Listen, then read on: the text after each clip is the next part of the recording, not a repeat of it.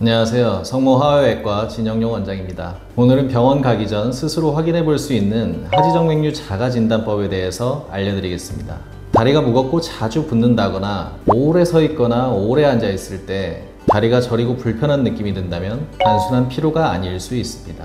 특히 혈관이 구불구불 튀어나오거나 잘 때 쥐가 나는 등의 증상이 있다면 하지정맥류의 대표적인 신호일 수 있는데요. 오늘 알려드릴 4가지 체크 포인트로 내 다리 상태는 어떤지 스스로 점검해 보시기 바랍니다. 하지정맥류는 다리의 정맥 안에 위치한 판막이 손상되거나 약해지면서 정맥을 타고 올라가야 할 혈액이 아래로 역류하게 되는 상태입니다. 피가 거꾸로 흐르고 다리에 자꾸 고이게 되면 마치 풍선에 물을 채우면 부풀듯이 혈관도 점점 부풀면서 구불구불 튀어나오게 됩니다. 대부분의 일반인 분들은 혈관만 보기 싫게 구불구불 튀어나오는 미용적인 질환이라고 생각하는 분들이 많은데요. 실제로는 피가 역류하면서 혈액순환이 제대로 되지 않기 때문에 다양한 불편 증상이 나타날 수 있습니다. 다리가 무겁게 느껴지거나 저리거나 시린 증상, 발이나 발목이 붓거나 자주 쥐가 나는 증상 등이 하지정맥류의 주요 신호입니다. 초기에는 단순히 피로해서 그렇다거나 일시적인 증상으로 오해하기 쉽지만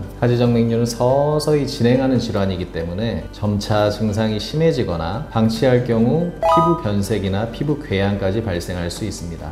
그래서 무엇보다 중요한 건 초기 증상을 확인하고 조기에 관리하는 것입니다. 하루 종일 앉아있거나 서있던 날, 저녁에 다리 붓는 분들 많으시죠? 하지만 평소에도 다리 붓는 증상이 반복되시거나 아침에 일어났는데도 다리가 무겁고 붓기가 남아있다면 단순 피로가 아니라 하지정맥류가 진행되고 있을 가능성이 높습니다. 종아리나 발목 안쪽을 2-3초 정도 손가락으로 꾹 한번 눌러보세요. 정상이라면 자국이 사라져야 되는데 움푹 들어간 자국이 남아있다면 부종이 심한 상태입니다. 이런 부종은 혈액이나 림프액이 제대로 순환되지 못하고 정체되고 있는 신호입니다.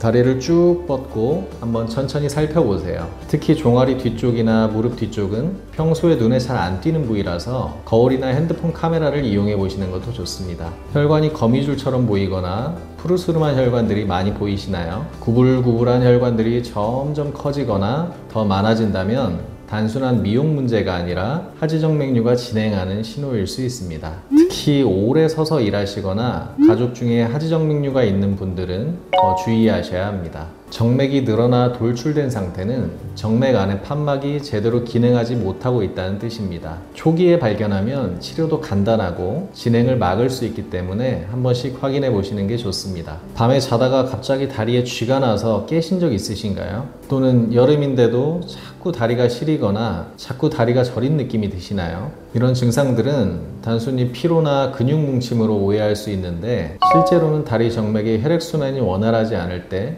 흔하게 나타나는 증상들입니다. 특히 정맥의 역류로 혈류가 정체되면 산소 공급이 줄어들고 노폐물이 쌓이면서 신경 자극이 심해지게 되는데 그 결과 밤중에 근육 수축으로 인한 쥐내림 현상이 반복될 수 있습니다. 다리가 자주 저리고 시리고 쥐가 난다면 하지정맥류를 의심해 보시고 정확한 진단을 위해 병원을 방문해 보시는 것이 좋습니다. 지금까지 하지정맥류의 대표적인 자가진단 항목 4가지를 소개해 드렸습니다. 들어보시면서 내 얘긴데 싶은 항목이 있으셨다면 꼭 주의 있게 확인해 보셔야 됩니다. 특히 앞서 말씀드린 증상들이 점점 심해진다면 정맥질환이 점점 진행되고 있을 가능성이 높습니다. 하지정맥류가 생겼다고 해서 전부 수술이나 시술이 필요한 건 아닙니다. 초기에 발견하면 수술 없이 보존적인 치료가 가능한 경우가 많고 일상생활의 불편감을 크게 줄일 수 있습니다.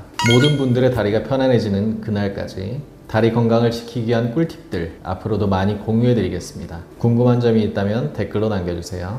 건강한 하루 보내세요.